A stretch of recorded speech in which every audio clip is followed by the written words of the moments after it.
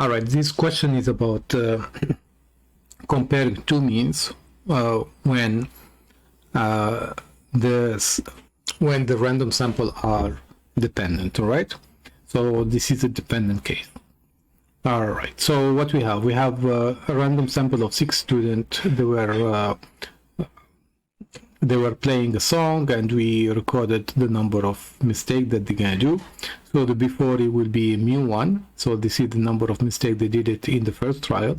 After they tried 5 more times, we collected data again, how many mistakes they did, and we end up with the after data over here. All right, the second row. So the question is, we want to figure out H0 and H1. All right, so I'm going to this here. So I want to highlight the centers that give me the claim, and from the claim I want to figure out whether that one is H0 or H1, right? So the claim starts right here at alpha equals 0.1. Can be concluded that there was a decrease in the mean number of mistakes. All right, so what the meaning of decrease? So if I read here, this would be my mu1, that's before here, and mu2 would be this. So if I have a decrease, mu1 and mu2, obviously mu1 would be bigger. All right, that's a decrease. So now what we call mu d is mu1 minus mu2. So mu d, which is going to be equals mu1 minus mu2.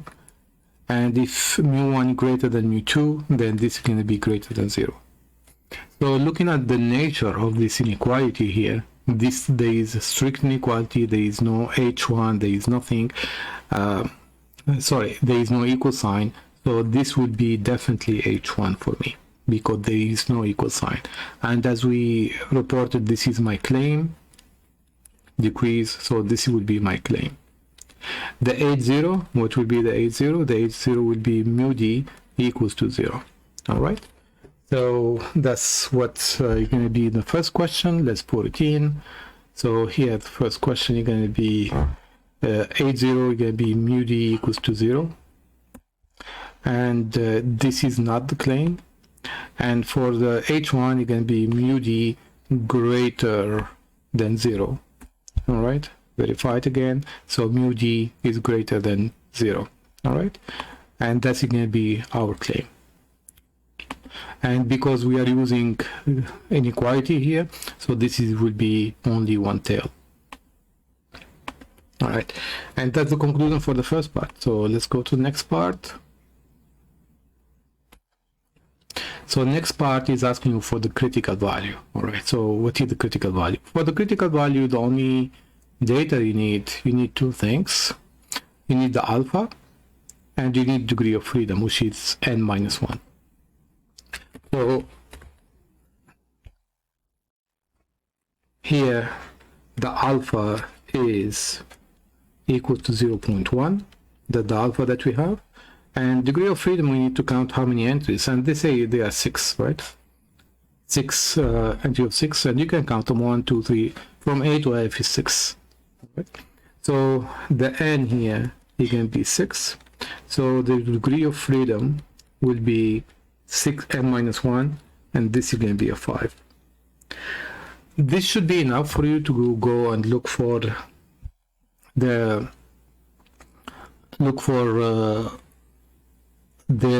T critical. All right, so why I'm using the T, by the way, so because these two conditions are verified in here.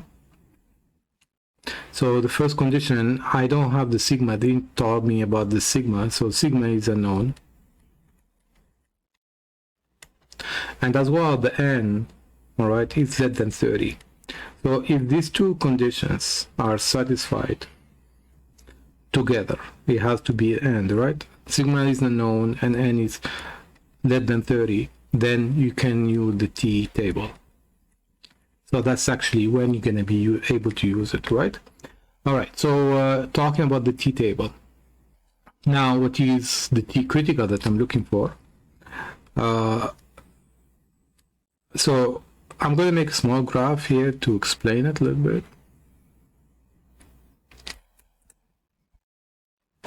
So this is my t distribution, and I'm going to have to define my environment, which is 0 for the mean, and sigma is going to be 1.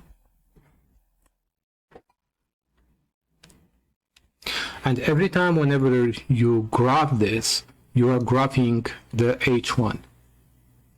And the h1 is telling you that mu d is greater than 0. So I always graph the h1. So if I do that, greater than 0, 0 is here, so mu d is going to be on the right side. So this is a right tail.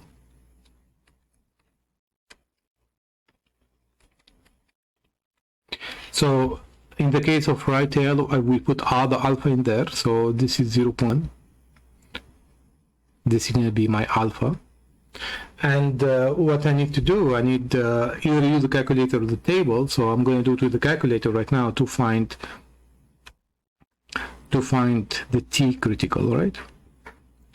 All right. So what is the t critical is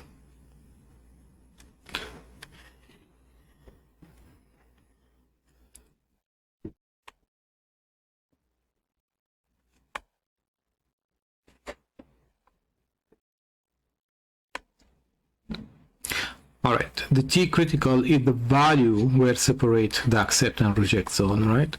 So whenever I have the t critical here, there is a bar here gonna go to the direction of the alpha, and here gonna be reject h0. So this is gonna be my rejection zone in here. All right. So having said that, how can we get the t critical? So your calculator is equipped actually with inverse t.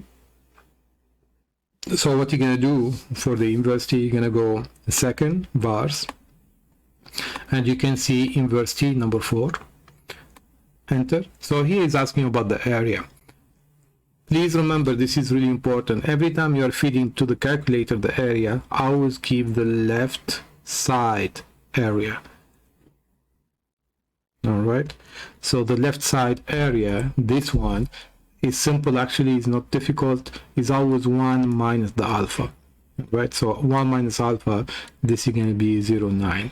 So that's what you need to do. So once you give to the calculator this left side area, all right, the calculator will calculate this t value for you. Of course, you have to put the degree of freedom. Degree of freedom we say is 5, right? So let's see. I'm going to put 0.9 here. Degree of freedom is 5. I have it 5 there, and enter, and then paste, enter again, and enter again. All right, and the calculator is giving 1.4758, so 3 decimal places, 1.476. 1.476. So this is your critical value.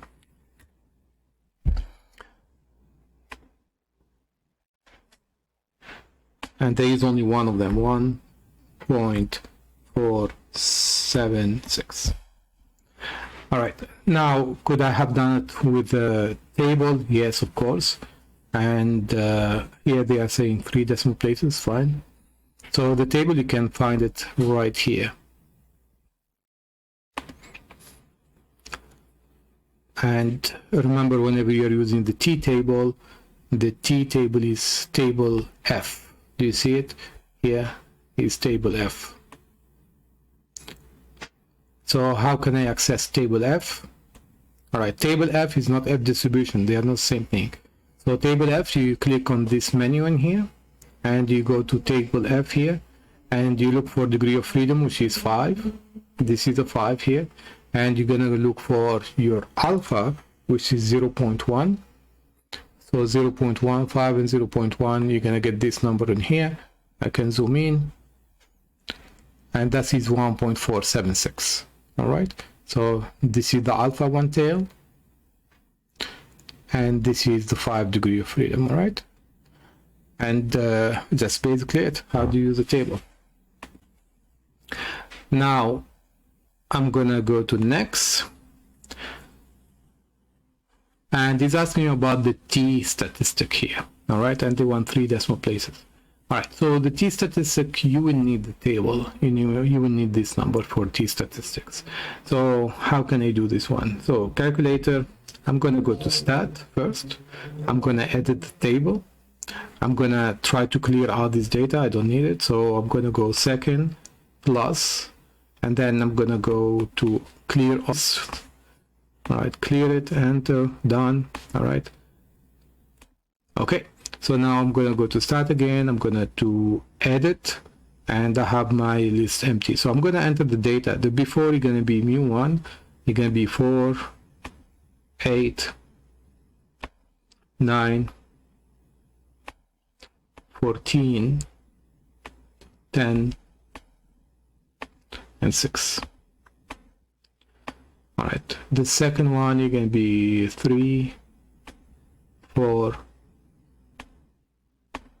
12, 11,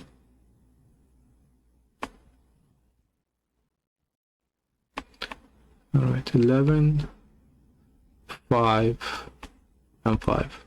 All right, great. So now, because we are using the independent scenario, all right, the problem here that if you read it, the problem here is saying that the same students, all right, the same student, the A, B, C, D student, they are exactly the same ones. They did the first trial and then they did the second trial. That means most likely that the student who makes more mistakes, you're going to be still making more mistakes here. And the one making less mistakes, you're going to still making less mistakes. So this is what is dependent data. The sample are the same people who are trying another trial. All right. If that is the case, you need to go to L3. You're going to go up, highlight the L3 over there, enter. So now you can type L1 minus L2. It has to be the same like mu D, mu1 minus mu2. So you're going to go second 1, that's L1, and you're going to put minus second and 2, that's L2, and enter. And this is going to give you a third column over there, right? And that's the data that you need. Now, how can I do the test to calculate the t-test? All right, in order to calculate the t-test, so what you're going to do is you're going to go to stat and then calculate and then test.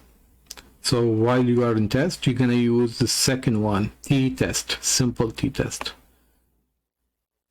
All right. So here you're going to be using the data. Here the mu d is going to be 0. That's fine. The list that you have there has to be L3. So you're going to go second and 3. That's how you type L3. The frequencies 1 is good. The hypothesis testing is we have it here. You have to put mu d, right? You can see it, mu d is greater than 0, so you have to go to mu d, that's mu d, and this is mu 0, which is 0, so greater than 0. So oops, I need to go here, I need to highlight mu d is greater than mu 0, which is 0, and then enter, and then you go scroll down here, and then you're gonna do calculate. So after calculation, what we get the t-test, and you can see it. T-test here is going to be 1.5714. All right. So what I'm going to do with the t-test, I'm going to go and plot it. So this value here, I'm going to plot it on the chart, and I have two zones. I have the rejection zone and do not reject. So I depend where I'm going to fall. I'm going to fall in the rejection zone or not. So 1.57 is obviously greater than 1.47, which is separation. So definitely going to be somewhere here. And this is reject A0. So this is reject A0. All right. So you're rejecting A0 here. So let's go and put the value first. Now the t calculated or t statistic is 1.571, and they want 3 decimal places. It's fine. We're gonna go to the next one. Next question. Here we said we reject the null hypothesis. All right, so I read the graph again. Is a rejection zone, and then you're gonna go to next, and what you're gonna have, if you reject, then you have enough evidence. There is enough evidence to support the claim.